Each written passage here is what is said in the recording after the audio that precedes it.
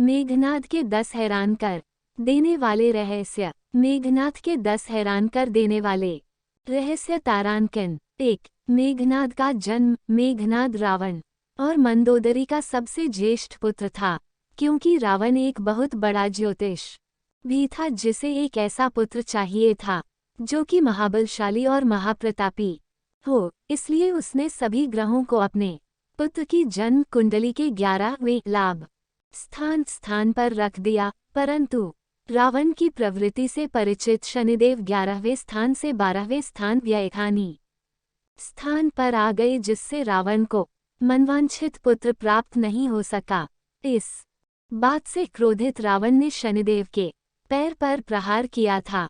वाल्मीकि द्वारा रचित रामायण के अनुसार जब मेघनाद का जन्म हुआ तो वह सामान्य शिशुओं की तरह रोया नहीं था, बल्कि उसके मुंह से बिजली की कड़कने की आवाज सुनाई दी थी। यही कारण था कि रावण ने अपने इस पुत्र का नाम मेघनाद रखा। 2. मेघनाद का परिवार। मेघनाद की पत्नी का नाम सुलोचना और पुत्र का नाम अक्षय कुमार था। हनुमान जी ने अक्षय कुमार का अशोक वाटिका में वध कर दिया था। कहते हैं कि इसकी एक और पत्नी थी जिसका नाम नागकना था, जो पाताल के राजा शेषनाग की पुत्री थी। 3. स्वर्ग विजयी। मेघनाद अपने पिता की तरह स्वर्ग विजयी था। उसने इंद्र को पराजित कर दिया था। इंद्र को परास्त करने के कारण ही ब्रह्मा जी ने इसका नाम इंद्रजीत रखा था।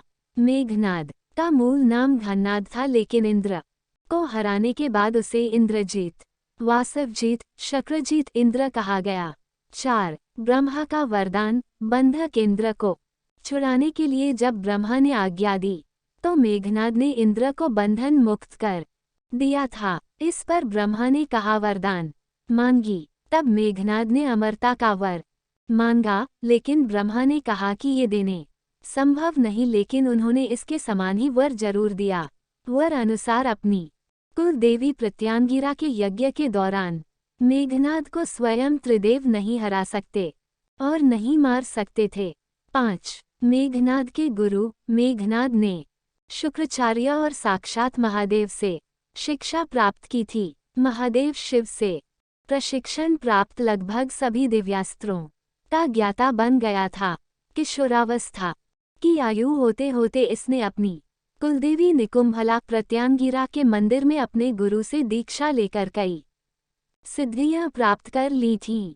जब मेघनाद युवा अवस्था में पहुंचा तो उसने कठिन तपस्या के बल पर संसार के 3 सबसे घातक अस्त्र ब्रह्मास्त्र, पाशुपतास्त्र और वैष्णवास्त्र प्राप्त कर लिए थे। 6. अतिमहारथी योद्धा। आदिकाल से अब तक यही एकमात्र ऐसा योद्धा है जिसे अतिमहारथी की उपाधि दी गई है। इसका नाम उन योद्धाओं में लिया जाता है जो ब्रह्मांड अस्त्र, वैष्णव अस्त्र तथा पाशुपात अस्त्र के धारक कहे जाते हैं। इसने अपने गुरु शुक्राचार्य के सानिध्य में रहकर तथा त्रिदेवों द्वारा कई अस्त्र शस्त्र एकत्र किए थे। स्वर्ग में देवताओं को हराकर उनके अस्त्र शस्त्र पर भी अधिकार कर लिया था। 7. पितृभक्त मेघनाद। मेघनाद पितृभक्त पुत्र था। उसे यह पता था कि राम स्वयं भगवान है, फिर भी उसने पिता का साथ नहीं छोड़ा।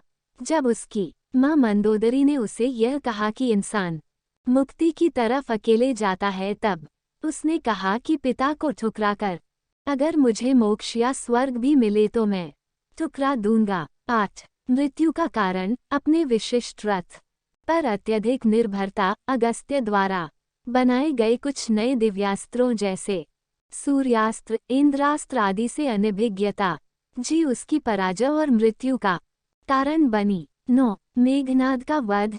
कुंभकर्ण के वध के बाद मेघनाद युद्ध में उतरा।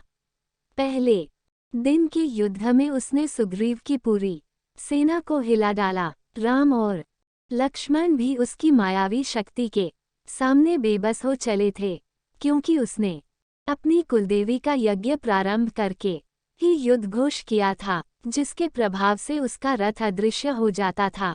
मौका पाकर उसने राम और लक्ष्मण पर नागपाश का प्रयोग किया और दोनों को मूर्छित कर दिया। नागपाश से मूर्छित व्यक्ति अगले दिन का सूरज नहीं देख सकता था। तब हनुमान जी तुरंत गरुड़ भगवान के पास गए और उन्हें लेकर आए। गरुड़ को देख नाग भयभीत हो गए तथा उन्होंने राम तथा लक्ष्मण को मुक्त कर दिया तथा उनकी मूर्छा टूटी। अगले दिन मेघनाद ने अपने शक्ति बाण से लक्ष्मण जी मूर्छित कर दिया। तब लक्ष्मण के प्राण को बचाने के लिए हनुमान जी लंका से सुषेण वैद्य को उठा लाए। वैद्य ने हनुमान को उपाय बताते हुए संजीवनी बूटी लाने के लिए कहा। उस संजीवनी बूटी से ही लक्ष्मण की मूर्छा टूटी। तीसरे दिन विभीषण के कहने पर लक्ष्मण वहां जा पहुंचे जहां मेघनाद कुलदेवी का यज्ञ करवा रहा था। यज्ञ में कुलदेवी की पूजा करते समय हथियार उठने की मनाही थी, परंतु फिर भी वहां रखे यज्ञ पात्रों की सहायता से मेघनाद लक्ष्मण से बचते हुए सकुशल लंका पहुंच गया। चौथे दिन मेघनाद को लक्ष्मण ने वीरगति को प्राप्त कर दिया। इसी युद्ध में लक्ष्मण के घातक बाणों से मेघनाद मारा गया। लक्ष्मण जी ने मेघनाद का सिर उसके शरीर से अलग कर दिया और सिर को प्रभु श्रीराम के चरणों में रख दिया। 10 सुलोचना लेकर आई कटा सिर। ये कथा हमें रामायण में नहीं मिलती है। ये कथा हमें रामायण से इत्र दक्षिण भारत की प्रचलित लोककथा में मिलती है। कहते हैं कि यह किंवदंती है, इसमें सच्चाई नहीं है। रामायण अनुसार प्रभु श्रीराम ने मेघनाद का शव अपने दूतों के हाथ रावण के दूतों को सौंप दिया था। श्रीराम मेघनाद की मृत्यु की सूचना मेघनाद की पत्नी सुलोचना को देना चाहते थे। उन्होंने मेघनाद की एक भुजा को बाण के द्वारा मेघनाद के महल में पहुंचा दिया। वह भुजा जब मेघनाद की पत्नी सुलोचना ने देखी तो उसे विश्वास नहीं हुआ कि उसके पति की मृत्यु हो चुकी है। तब कटे हाथ ने लिखकर लक्ष्मण का गुणगान किया। रावण को सुलोचना ने मेघनाद का कटा हुआ हाथ दिखाया और अपने पति का सिर मांगा। सुलोचना रावण से बोली कि अब मैं एक पल भी जीवित नहीं रहना चाहती, मैं पति के साथ ही सती होना चाहती हूँ।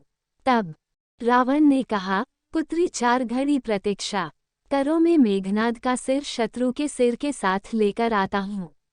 लेकिन सुलोचना को रावण की बात पर विश्वास नहीं हुआ। तब सुलोचना मंदोदरी के पास गई। मंदोदरी ने कहा कि तुम राम के पास जाओ, वह बहुत दयालु हैं।